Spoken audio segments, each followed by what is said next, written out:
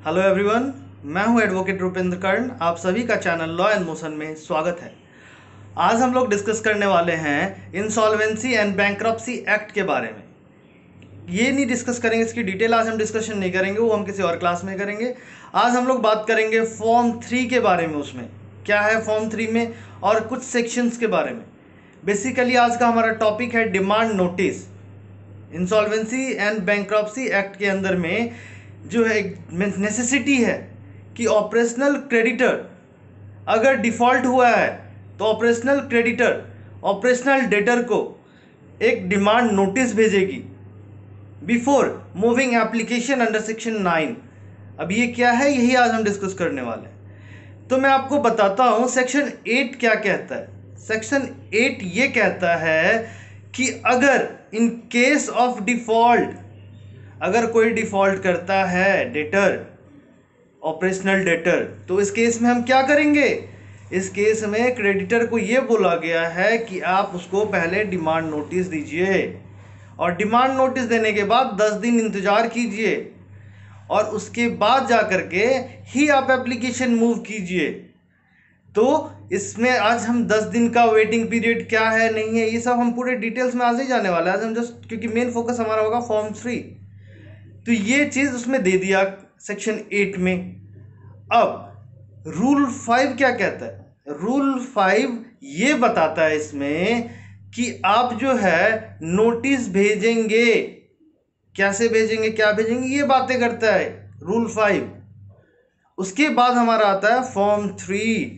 Form 3 क्या है, क्योंकि रूल 5 ने ये बोल दिया कि जो फॉर्म 3 दिया हुआ है उस फॉर्मेट में आपने नोटिस भेजना है ऑपरेशनल डेटर को।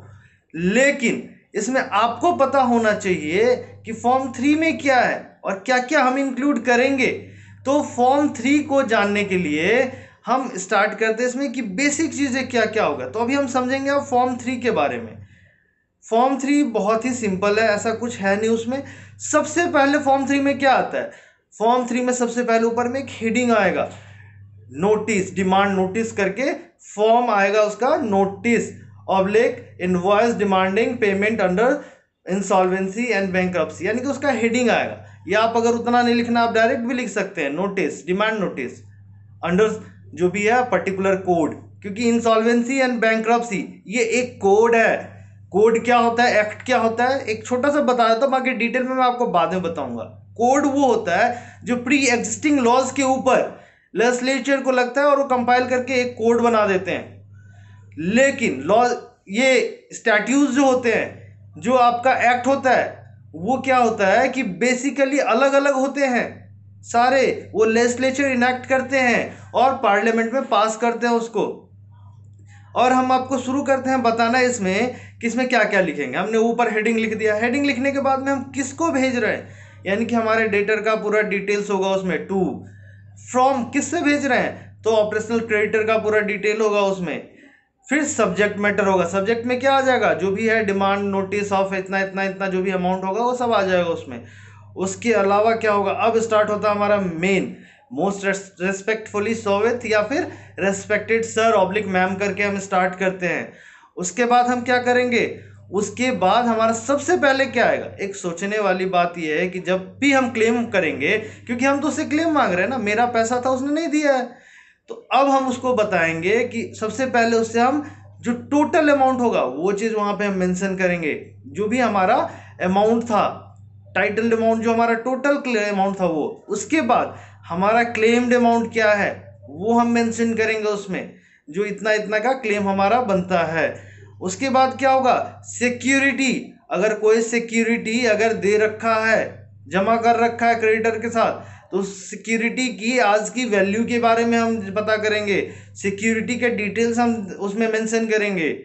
और हम क्या करेंगे, कुछ अगर रिटेन कर रखा है तो डिटेल ऑफ रिटेंशन भी हम मेंशन करेंगे उसमें। और बताओ, ये सब तो हो गया, और बता दो। इसमें क्या है कि अगर डिफॉल्ट हुआ है तो आपके कहने से तो नहीं मान लेंगे ना कि इसने डिफॉल्ट किया है, तो उसमें आपको बताना पड़ेगा, दिखाना पड़ेगा डिफॉल्ट किया है। तो उस रिकॉर्ड के बारे में हम लिखेंगे, उस रिकॉर्ड के बारे में हम उसमें बात करेंगे नोटिस में, जो शो करता है कि ये डिफॉल्टर है, ये डिफॉल्ट है। अब इतना सब डिफॉल्ट की जब बात आई है तो मैं आपको यहाँ पे छोटा सा डिफरेंस बता देता हूँ इंसॉल्वेंसी और बैंक्रप्सी में। इंसॉल्वेंसी क्या होता है? इंसॉल्वेंसी होता है कि अगर मानिए आपका कोई पेमेंट ड्यू है एक सर्टेन एक तारीख को मानिए, और एक तारीख को क्या हुआ, आपके अकाउंट में सफिशिएंट बैलेंस नहीं है या आपके पास पैसा नहीं है, आप नहीं दे पाए फॉर द टाइमिंग। फिर 5 को आया, फिर आपने बोला मैं दूंगा तो लेकिन अभी मेरे पास नहीं है, तो वो चीज हो जाता है इंसॉल्वेंट। लेकिन यानी कि टेम्पररी होता है वो। लेकिन बैंकरप्ट कौन होता है? जो कंगाल हो, खाली हो, जिसके पास कुछ हो ही ना, जिसको डिक्लेयर कर दिया गया हो कोर्ट के द्वारा कि ये बैंकरप्ट है, उसके पास कोई कुछ पैसे की बात ही ना हो, तो वो बैंक्रप्सी के अंदर आता है। तो यही मैं आपको इंसॉल्वेंसी एंड बैंक्रप्सी कोड हम पढ़ रहे हैं तो तीनों हमें जानना जरूरी था। मैंने कोड आपको थोड़ा सा पहले बता दिया था। इंसॉल्वेंसी एंड बैंक्रप्सी ये हो गया। अब हम बातें करेंगे कि सिक्योरिटी के बाद में अब हम क्या करेंगे, इंफॉर्मेशन यूटिलिटी। ये भी मैंने आपको बता दिया ये क्या होता है कि रिकॉर्ड जो भी है डिफॉल्ट का वो उसमें मेंशन करना पड़ता है। और जैसे मैंने आपको बताया उसके बाद क्या होगा, जैसे ही हम लॉयर्स हैं, अब वकील है, वकील साहब है, वकील साहब क्या करेंगे, सबसे पहले पॉइंट ऑफ लॉ लेके आएंगे, प्रोविजंस ऑफ लॉ वहां पे मेंशन करेंगे कि किस प्रोविजन के अंदर आप इस डिफॉल्ट अगर किया है तो आप इसको नोटिस भेज रहे हैं, किस प्रोविजन के अंदर आप इसके अगेंस्ट में एक्शन लेंगे। तो वही सेक्शन 8, 9 जो भी रूल 5 और भी जितने कंसर्न हमारे प्रोविजंस ऑफ लॉ होगा depend upon the fact and circumstances, वो हम उसमें मेंशन करेंगे। और क्या करेंगे हम लास्ट में, ये सब हो गया। अब हम लिस्ट ऑफ डॉक्यूमेंट हम बनाएंगे, एक सब डॉक्यूमेंट्स की कौन कौन सा डॉक्यूमेंट हम लगा रहे हैं, और उसको एनेक्स करेंगे, बाद में लिखेंगे एनेक्चर 1, एनेक्चर 2, एनेक्चर 3, क्योंकि हम ये सब लिस्ट ऑफ डॉक्यूमेंट बना कर रख देंगे। और सबको हम क्या करेंगे, कंपाइल करके फाइल कर देंगे एप्लीकेशन अंडर सेक्शन 9 के अंदर में एप्लीकेशन फाइल होता है। तो ये बेसिकली मेन है, उसके अलावा इसमें उतना ज़्यादा कुछ है नहीं। आप थोड़े बहुत चीज़ें आती है लेकिन इसमें बेसिक फॉर्मेट आती है जो मैं आपको उस डिटेल करने का कोई मतलब नहीं है, मैं आपको बता देता हूँ उसके लास्ट में भी। जैसे कि फॉर्मेलिटी आएगा कि कौन भेज रहा है, जैसे क्रेडिटर भेज रहा है तो कंपनी का, क्रेडिटर का क्या नाम था, कौन असाइंड है क्रेडिटर के कंपनी के लिए, कौन ऑथराइज्ड सिग्नेटरी है, उसका साइन होगा, उसका डिटेल्स होगा। तो ये सारी चीज़ें उसके बाद आती है। उसके अलावा उससे पहले जो है कुछ एक पॉइंट्स है जो आ सकती है कि if you have dispute the existence of or amount unpaid operational debt, please provide the undersigned within 10 days of receipt।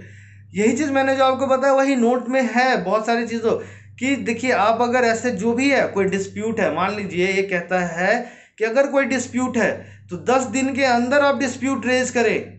जब मैंने यानी ऑपरेशनल क्रेडिटर ने डेटर को जब वो नोटिस भेजा, डिमांड नोटिस मैंने भेजा, तब मुझे रिप्लाई आएगा कि देखिए ये डिस्प्यूटेड पॉइंट है, ये बनता ही नहीं है, या मैं ऑलरेडी पे कर चुका हूं। जो भी होगा स्टैंड वो क्लियर करना होता है रिप्लाई के थ्रू, अगर डिमांड नोटिस आपको मिली है तो दोस्तों आज के लिए हमारा सिर्फ डिमांड नोटिस हमारा हेडिंग था, आज का हमारा मेन पर्पस था। तो उम्मीद करते हैं कि आप लोगों को डिमांड नोटिस क्लियर हो जाए। जैसे कि नाम से ही लग रहा है डिमांड नोटिस, मतलब आप डिमांड करते हैं उसका नोटिस दे रहे हैं, जो आपके बाकी है उसका डिमांड के लिए आप नोटिस दे रहे हैं, तो इसलिए डिमांड नोटिस इसको बोला जाता है।